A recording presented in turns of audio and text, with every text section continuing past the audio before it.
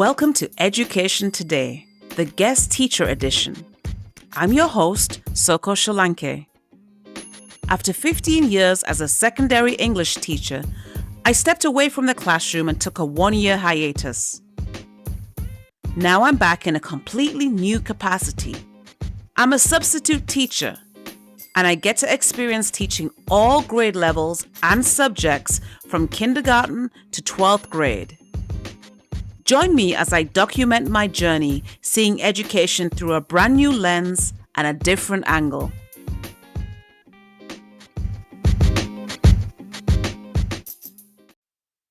So this was week 5 of my journey as a substitute teacher. Pretty interesting stuff to talk about, so let's dive right in. This week there was a lot of math involved this week, which is very interesting for an English major like myself. One thing I learned this week, it's not that I learned it, it was confirmed. And that is that math is hard to teach, and not everyone can teach math. Just because you have a PhD in some kind of mathematics or engineering or some kind of a science like physics does not necessarily mean that you can teach middle school math or high school math. It doesn't necessarily equate, if you excuse the pun. I think, there's a stupid saying, those who can do, those who can't teach. But teaching is an art, and not everyone can do it. And this week, I experienced a situation where I clearly saw somebody who's highly educated and is clearly a second career teacher coming from a field of something like engineering, perhaps at the college, maybe working in the college level or something, now teaching middle school. It doesn't translate. It doesn't compute. Not everyone can teach math. This poor dude was blundering. And I know as a new teacher, you blunder. I know it's hard to be a new teacher, and the first 3 years, I feel like you're just trying to get, find your footing, especially that first year. But the first 3 years, you're trying to find your footing. Then you become a veteran, and then you become more comfortable. But to be completely honest, this guy will not be teaching middle school math in 5 years' time. And I don't even know if he'll make it through the end of the year. Not completely his fault. Hasn't been dealt a great hand. The class so I was a push-in teacher, which means you're VE push-in, which means variant exceptionalities. Exceptionalities is the term used in Florida for learning disabilities. So a push-in means you're not a core teacher who's there the whole period. You just go in for 20 to 30 minutes to assist kids who need help. But the fact that that class has a VE push-in teacher means that that class has a high number of kids with learning disabilities that require that kind of assistance. And the class was large. So that day I pushed into about 5 different math classes, and most of them, not all, but most of them like 25 to 29 kids, 25 to 30. That's why I say you kind of set up to fail, because you have about 20. So these kids need extra help because there's 2 reasons I know they need extra help. Number 1, they're not in an advanced math class. They're in a regular math class. And number 2, a lot of them have learning disabilities because there's a VE push-in teacher. But now you're putting them in a class that is very large, because if there's 30 kids, how do you get that one-on-one support and help that you need? And what we tend to find, from my experience of teaching in Florida, is that those kids who need the extra support are often in classes that are packed, regular classes that are packed. Sometimes they used to do co-teach where there's 2 teachers, but still, that's too many kids. And then the kids who are advanced are in smaller classes and getting more one-on-one support. And it should be the opposite. It should be flipped. It should be the kids who need more help are in the class of no more than 20. And I did see at least one math class that had they had about 20 kids, but most of them that I went into, they were, it was closer to 30, and it was wild. It was just, it was too many kids, and there are too many things going on. Too many kids who were struggling in math and then now become disillusioned and were just not trying to learn, trying to disrupt the learning environment, or just didn't care. And this poor dude was floundering. I could tell he came from a background where education is placed very highly, culturally. and I could tell that he came from a background where he excelled in math. He was giving the kids a lot of pep talks for the new quarter to try and, change some of the attitudes and behaviors that had happened in that class from the beginning of the school year. He even drew like a chart on the board. I felt like telling them, dude, no, showing the kids. This was me at the beginning of the school year. I was excited about teaching math. Then there was a dip. This is me after I've been with you for a while, and I'm kind of disillusioned and discouraged because of some of the behaviors. And they said, but this is me now. I'm hoping for the best going forward. And I was like, don't tell them they got to you. Don't tell them that. But anyway, that was his strategy, and maybe it will work. And he was trying to encourage them, talking about college. And in 4 years' time, I want to see you applying to places like MIT. And most of them were tuning him out. Most of them were tuning him out. But yeah, he needed more support. He needed more. He said that he was telling the kids that he had been absent yesterday because he was at a training for new teachers, but he needed some. I remember being thrown into a class like that as a brand new teacher. And in that school, some of the veteran teachers had like the cushier teaching positions, I would say, like, like the honors, advanced, more smaller classes. He needed more support. I don't think he's going to read. This is the thing for him, middle school math or even high school math. Now, I can see him teaching in a very highly advanced high school math class. I can see him teaching like pre-calculus or AP calculus. And I can see those kids who are very highly motivated, trying to get into very competitive colleges. Those are the kind of kids who are like challenging each other. Like, what did you get for this? No, I got this. No, you're wrong. Those are the kids I see in my AP English classes. I can see him teaching them, and I can see them loving him and doing well in his class and just being very engaged in his class. The kids he had were not engaged. They were disillusioned. A lot of them looked like they'd already given up on math. And whatever he was doing wasn't working. Because, I noticed in this county that I don't see any Elmos, document cameras.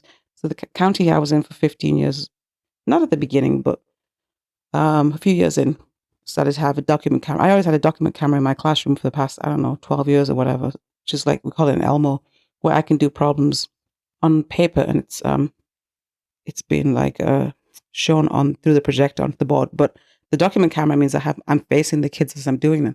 So in this county, they all have smart boards or just writing on whiteboards, and these math teachers have their backs to the kids, and kids are throwing paper and just sleeping and just not paying attention. It's not great to have your back to them, and that's the situation that they have because they don't have the document cameras. It's nice to have a smart board, but if you have to turn your back to be doing equations and such, then what's going on behind your back? Contrary to public opinion, we do not have eyes in the back of our heads. Yeah, but yeah, this guy needed help, and he was floundering. I don't see him doing that long term because I think the kids were just frustrating him. Unless if he had some other classes that weren't as challenging to balance it out, because that can be a lot. But that same day, I pushed into a lot of classes. I saw two other teachers who I also believe were, from what I'd heard, from what I saw, were fairly new teachers. These are not new, like I just graduated from college and this is my first classroom. These look like new as in I was doing something else with my life, but now I decided to turn to teaching for whatever reason. So the other two, one of them had the same level in terms of like the grade level, the eighth graders, as the guy, and she, her class was too big. There's too many kids in there who, it was hard for the kids who were paying attention to pay attention because of what the kids who weren't paying attention were doing. And this county, I've said this before, this particular county that I'm substituting in has, in these newer schools they're building, they have this setup, I've said this before, where they have these desks and these counter height bar stool and counter height desks. So you're sitting in a group of 6 or 8, and then these tables where you're sitting, and then a few tables that you could, but it's like, no, you need desks in middle school and high school. Those tables are nice, but you need desks. Desks give you the opportunity to group kids together when you want to do group and interactive assignments, and pull them apart when you want them to work independently, or if they're talking way too much and socializing too much, or if you have to give a test. I don't even know how these teachers are giving these tests in these newer high schools and middle schools. They have these fancy desks set up where the back of the room has counter height tables and counter height chairs, and then the front of the room has these these tables where everyone is sitting in the round and everything. Not to mention the stools. Oh my goodness, the stools that they have in this middle school, where these kids are like, it's a stool that doesn't have a flat bottom, so it kind of like swivels around, and these kids are like swiveling around, constantly moving. A few kids fell off them. It's just like, that would drive me crazy. No, you need to be in a chair. But maybe I'm just an old person who's grouchy. Yeah. But anyway, there was another lady who looked like a newer teacher who also had eighth grade math. Her class was larger than his, actually. And as I said, so many kids were off task that it was so distracting to pay attention. But she seemed to have more of a strategy in terms of getting the kids engaged in the problems. It still was her doing the problems on the board, although the kids were more engaged. And she was, okay, and then she was circulating and helping, and I saw this in another math class that day, the circulating and helping. And I was like, this is why I think teaching math is hard. And I know you don't circulate and help individual problems every day. Sometimes it's lecture, sometimes it's group assignments or whatever. But while she was circulating, and I saw this in another class, it's like the other kids are either waiting for her to come and circulate to them, to help them, or to say, yes, this is the right answer, this isn't, or they're finished and she's seeing them and they're just waiting for everybody to be seen. It's like you're one teacher and there's 29 kids and you have to circulate. Like, there's too much downtime. Like, what do you do in that downtime? As a math teacher, now you got to strategize. Okay, what do I have these kids do while I'm working with these kids? And it's not like elementary, where they have small groups, and it's different. It's like different table groups, and it's a lot of work to try and figure out. And what in that classroom, I don't think it was working so well because there was too much downtime. So those kids had too much time on their hands to do what they shouldn't be doing. And there's a lot of waiting around. But her strategies in terms of pedagogy was still better than what dude next door was doing. He was struggling. And I went into some sixth grade classrooms. One of them was a little smaller, but sixth grade, same, I could tell she was a newer teacher. Perhaps she just came out of college, but no, I had a feeling that she also is second career. And the kids bought into maybe, I don't know if it's because it's sixth graders instead of eighth graders, or if it's a teacher, but the kids were buying into what she was doing, and she was reviewing with them. Everybody was reviewing, and she was circulating. The only thing was, I was just thinking, as a math teacher now, like I just said, you have to now figure out, as I'm circulating, these kids over here are waiting for me to come to them. What are they doing? And then if I've already seen these kids, are they going on to the next problem? Or are they just waiting till we're on the same page? And that's when I was thinking, okay, so math is a little different from what I'm used to, which is like English slash social studies, because not everybody's on the same page. Some people will do the equations faster. Some people get it. Some people need more time. I know for me, if I'm doing some kind of a mathematical equation, I need time. Please don't rush me. So that's a lot of differentiation. Like, how do you manage the classroom now if some people are working at a faster pace than others? You don't want to slow people down if they're working faster, if they're more advanced, but at the same time, you need to give the others more time to work. So that does require some logistics.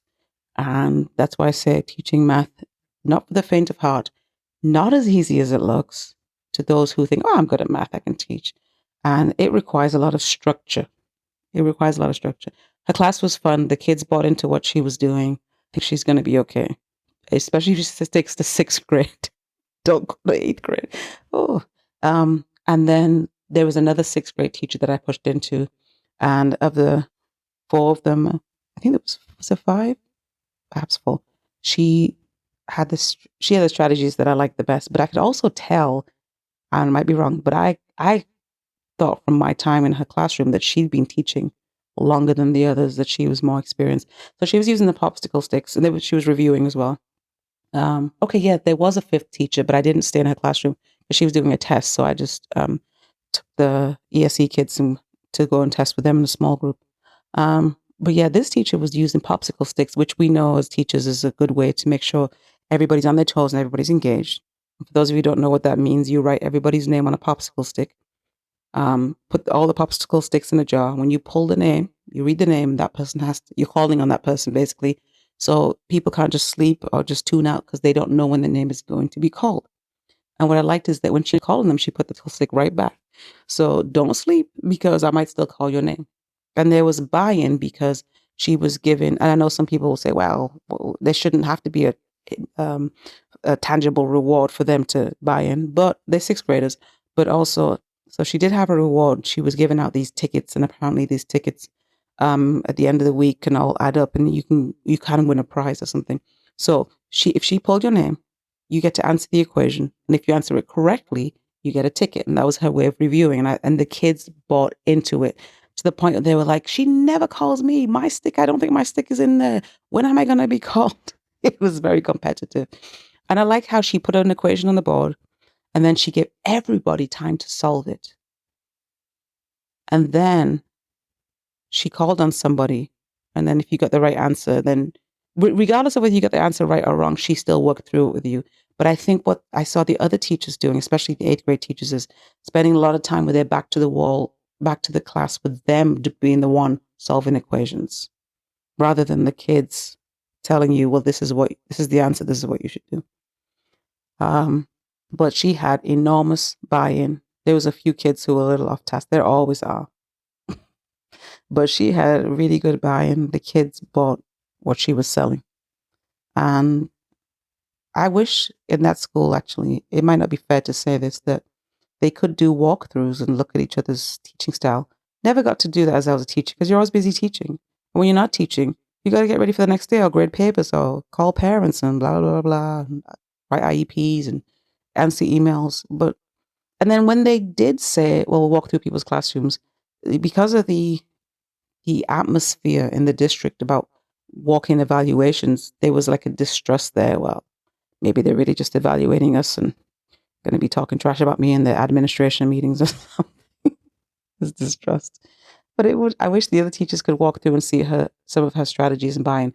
But again, that might not be fair because she's teaching sixth grade, and the sixth graders at the beginning of the school year are excited, and it's easier to get them to buy into what you're selling than eighth graders who think they're grown, think they're high schoolers. And when it comes to math, I've noticed some of them are just like tuned out. They've decided, I'm not good at math. They've made that decision. They've tuned out.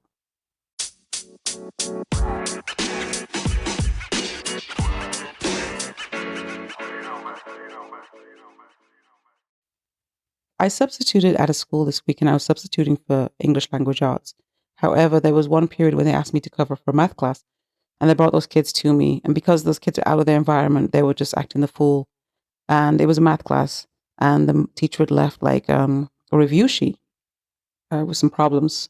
Some of the kids were not really doing it, but when I get like math problems when I'm substituting like fourth or fifth grade or sixth, seventh, eighth grade, I always like to try and do the problems. So I just decided it's the end of the day, I'm tired. I wasn't expecting this class. Hey, they're here. Let me do these math problems. Maybe I can help one or two kids. So I started doing the problems. And I get to one and I'm like, I think this is the answer, but let me just double check. Because the thing with me in math is some of these things are not things that I use every day, every month, every year. Therefore, it's like I need like a refresher or a review about some of the rules. So I wasn't quite sure about this one. So I asked, does anybody answer question number 7 or whatever? And one boy said, I have. I said, can you come over here? I want to see your answer. So he showed me his answer. I showed him my answer. We both had the same answer. And then he started to proceed to tell me and to show me how he got to the answer. And he got to it some convoluted way, using all kinds of pre-algebra and this and carry this and divide this and this by. And I was like, wait, what? And I showed him how I got to it. And I said, I just drew a clock face and just moved the hand backwards because I saw that pattern and this is what I did. And he's like, no, you got to do it like this and divide this and carry this. And I was like, but we both got the same answer. This is just how I do it because my brain works in a way that I have to draw pictures, whether it's a number line, whether it's a clock. I have to draw a picture for math to make sense to me. I can get to the right answer. I just need more time than other people because I have dyscalculia. And I often have to draw. I'm really good at word problems because I can paint a picture and literally draw a picture on the paper to represent the word problems. So we both had the same answer, but he had a different way of doing it. So then I was like, let's do the next one. So then we were doing the next one. And then we got answers like, well, what did you get? Well, we got the same answer. And then how did you get there? Then he starts telling me his convoluted way of how he got there. I did this and I did that and I did too much. But we got the right answer. We got the same answer. But he had a really roundabout way that to me was confusing of getting there. And I had a simplistic way of getting there, a different way, because I've been taught math differently than they have. That's one of the reasons why I actually don't like to substitute in a math class. But I do at the same time, I do like the exposure. But I'm always afraid I'm going to teach the kids wrong. I'm always afraid I'm going to teach them wrong. Not because I'm stupid and I don't know math, but because I was taught to do it a different way and I don't want to confuse them. This is like, if this is how your teacher's telling you to do it, then this is how you need to do it. Forget about what I'm saying. So we start doing these math problems together, and then another girl comes and joins us, and the three of us are doing these math problems. And then, how did you get this? How did you get that? I think your answer is wrong. No, I think mine is right. Let me show you. Oh yeah, you're right. It was actually it ended up being a fun time. And I asked them. I just made a comment to him and the girl. This is an advanced class, right? So these were sixth graders. This is an advanced class, right? He said, no, this is a regular class. I said, but you're a math whiz. Why aren't you in the advanced class? He said, I know. I've told them that this stuff is too easy for me. I said, well, did you tell your teacher? I said, yeah. They was talking about moving me up, but then they didn't. I said, well, you know what? The biggest advocate for kids really in school is the parents. You got to tell your parents to advocate for you to get you moved up, because you're going to be bored in this class. This stuff is too easy for you. He made a comment that suggested to me that wasn't going to be a route that was going to work.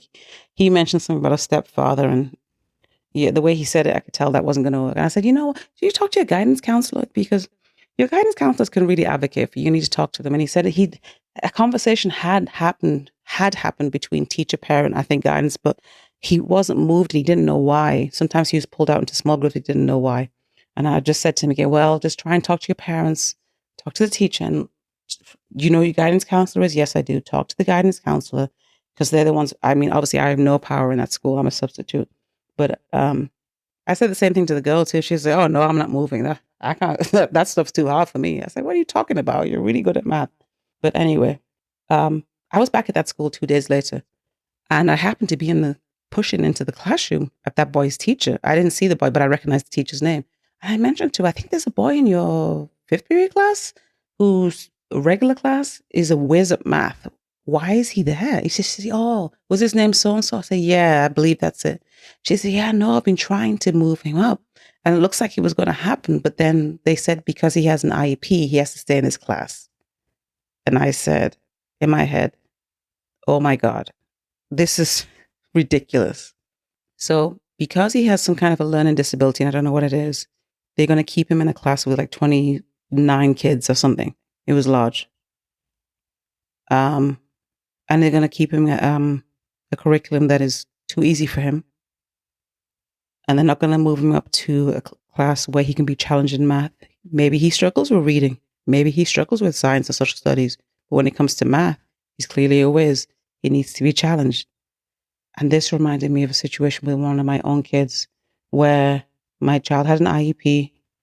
And from my own experience in teaching, I knew that if he got a certain score in reading on math on the state exam, that when he went to middle school, he should be in advanced classes. Got out of 5th grade, good scores. They didn't put him in advanced classes. They put him in lower level co-teach classes. And I challenged it and said, why? They said, because he has an IEP. I said, what? His test scores are good, but he has an IEP. So he has to be in a class with 30 students and 2 teachers. Because he needs more help, he needs to be in a larger class. I was so mad. Next year, he did well in his state exams. And I said, please, can he be in an advanced class? The whole of middle school? No, he has to be, because of his IEP said he needs extra help. He needs an ESE teacher. He needs to be in a co-teach class. Well, the co-teach English classes were like 30 deep with 2 teachers. So technically that's 15 teachers a kid, but that's not how it works. I've taught those classes. That's not always how it works. There's too many kids in there. So when he was exiting middle school and we went for the IEP meeting, I said, I don't want the IEP on him anymore. Remove it. Remove it. Remove the IEP. Going forward, we don't want it.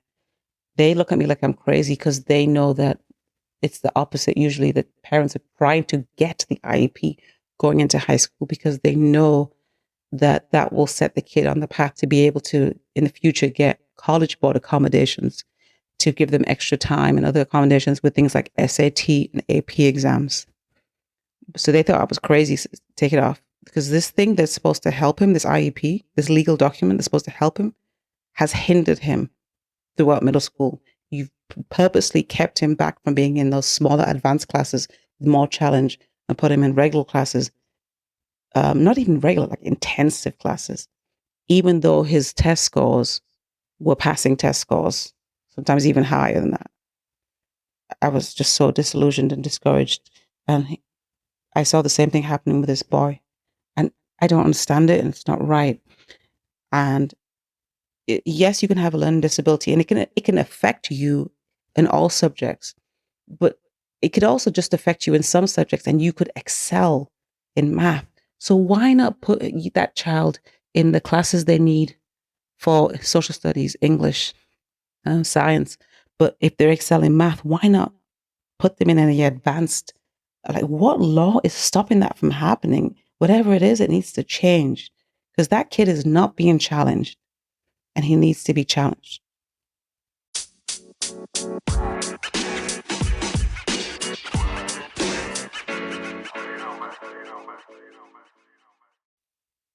So I did a day in a middle school, and I was doing English language arts, and what was it, 6th grade and 7th grade? That's right up my field. Throughout that day, 3 different students came to me. One spoke only Russian, a little bit of English. One spoke only Spanish, had to have a helper next to him, a kid who spoke Spanish to help him. I don't think he had any English. One spoke French. I think she also spoke Haitian Creole. Very limited English. These kids, the English was so limited that they had to hold an iPad over the work to translate into English. So the system for ESOL, I don't know if it's nationwide or in Florida, we label them LYA, LYB, LYC. So as a teacher, if I had an LYA in my class, I know that that person is monolingual, just came here, doesn't speak any English, maybe has a few words. LYCs have been here for a long time. Well, not necessarily been here for a long time. LYCs can speak to me in English and write in English. They're the ones who are about to be exited from the program because their English is very proficient. And then the Bs, LYBs, are in the middle. They're no longer monolingual. They have some English, but it's not enough to say that they're not fluent. They're not fully bilingual. So these kids, at least 2 of them were LYAs. One of them might test as an LYB. She seems to be picking up language quickly, from what I saw and from what I heard. But I was confused as to why they were in the English class. It's been a long time since I taught middle school. I think I might have had a similar situation when I taught middle school English. But from my years of experience of mostly of teaching high school, this is how it works in high school in the county that I came from. You come to our school and we test you if you were coming with a different language. Some kids come with a different language, but they're bilingual, so they're not even in the ESOL program. And I had kids in English class, regular English classes, honors, and even AP English, who are bilingual. They came, they tested them, they were able to move them out of the program and put them into regular English. But those who are LYAs and Bs especially, what happens is they'll put you in a different English class from everyone else. It's called ESOL English. And you will have the same curriculum as the other kids, but with your peers who also are monolingual or limited English. So then what I would have to do is, so say for 9th grade, I'll be teaching Romeo and Juliet to my regular and my honors kids.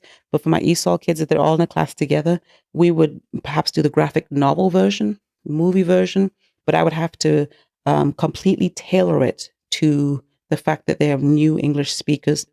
And I would do a lot of translating of documents and text.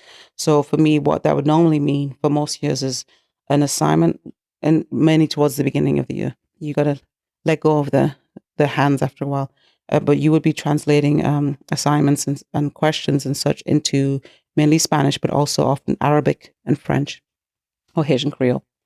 So there's a lot of translation, but they would be in a class of their peers. And then sometimes you'd have LYCs in there who I would try to advocate to get them out into regular English. Some of them didn't want to go because they knew that the ESOL class was easy for them and they were with their peers, the people who spoke the same language as them.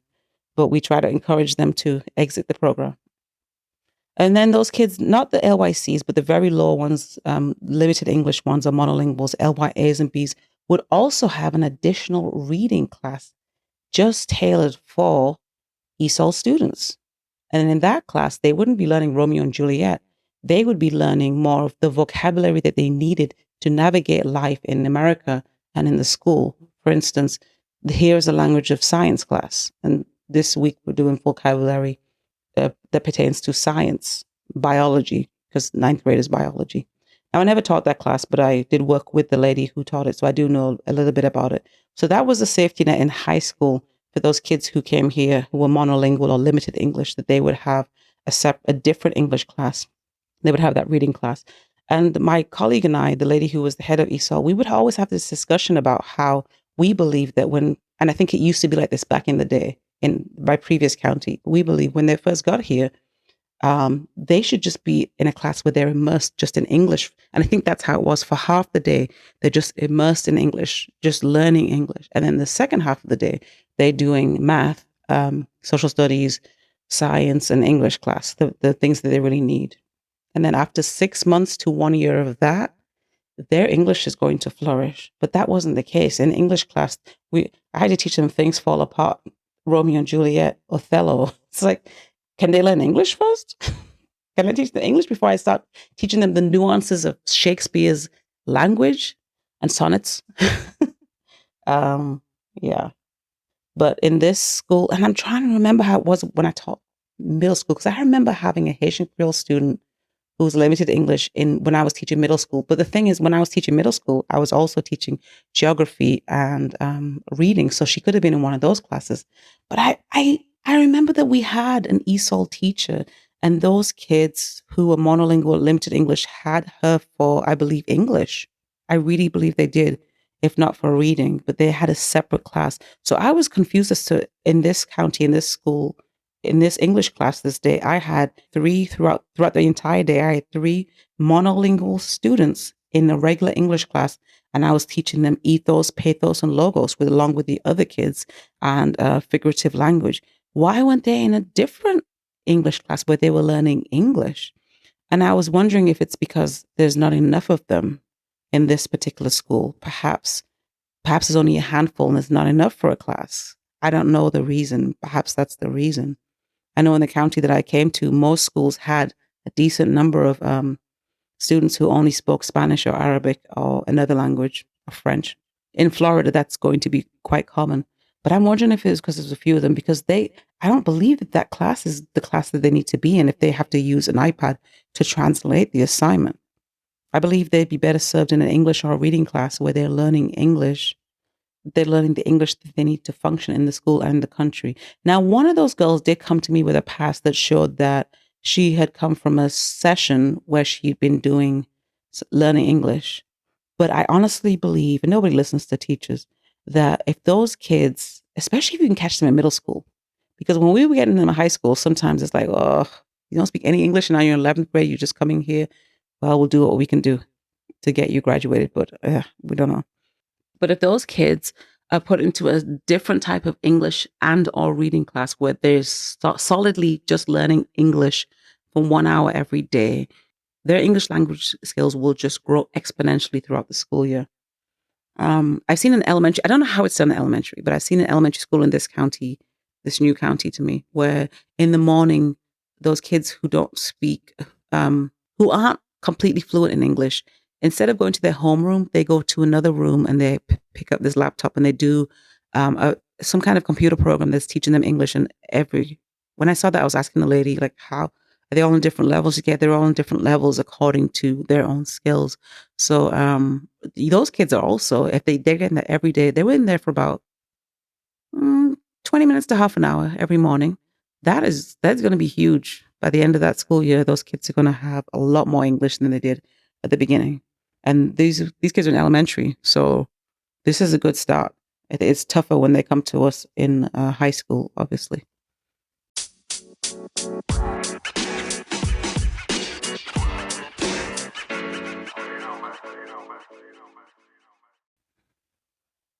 So there was a school that I visited that has it's not the only school that I've seen this at. It has a different schedule every day. So every day there is one period that is longer than the others. It's about like an hour and 20 instead of 50 minutes or an hour and a half or something like that. And it rotates each day. So on Monday, I guess it's period 1. On Tuesday, it's period 2. I don't know whose idea it was to make it Friday, last period on Friday, super extra long. That sounds like torture, especially if that's your worst class as a teacher, or as a student, if that's your worst class, like the class you're struggling, the class you don't like. I don't know whose idea it was to make Friday the day when that long period happens at the end of the day. Oh, that's brutal. That could be brutal. Depends on what it is. If you love art and it's art class, then great. If it's something you're struggling at, too bad. But yeah, and there's I was also at another school this week where they have a different schedule every day. I asked the kids, like, how do you keep it straight? Like today is like Thursday, so second period is first, then it's fourth period, and then tomorrow's Friday, then first period is first, and then it's fifth period, and then sixth period. How do you keep that straight? As a teacher, I'd be so confused. So confused. But I do like the idea of not having the same periods at the same time every day for a few reasons. One of them is there are some behaviors that happen with students that happen at certain times of day. For instance, before lunch because they're hungry, after lunch because they have a stomachache or because they're tired, at the end of the day because they're tired, or the beginning of the day for some kids is when they're tired. After lunch because they're off the chains, or the end of the day because they're off the chains. I've never worked in a school where I had the opportunity to switch periods around like that. So you never have, except for the lunch period, you never have that same class at the same time. So that kid who's off the chains in the afternoon, when you have him in the morning, he's a different student. I like that idea. I like that. So that class that is that class that's off the chains, last period on Friday, perhaps they're different first period on Monday because they're too tired to be off the chain. But I do like that. Often in middle school, we have these conversations where we say, oh, this class, this student and the other teachers, the other subjects say, they're fine for me. Well, he's fine for me. It's like, could it be that he's fine for you? Could it be that she's fine for you? Could it be that they are fine for you because of the time of day that you have them? Could that be the reason? And I think the answer is yes, that could be the reason. So this particular schedule flips that on its head so that it's hard for teachers to flippantly just say, well, they're fine for me, which makes you feel like a crappy teacher. Okay, so it's just you're the problem. No, it could be the time of day. So I do love the idea of having classes at different times of day for the teachers and for the students too. It's confusing, but it's a great idea. I like it.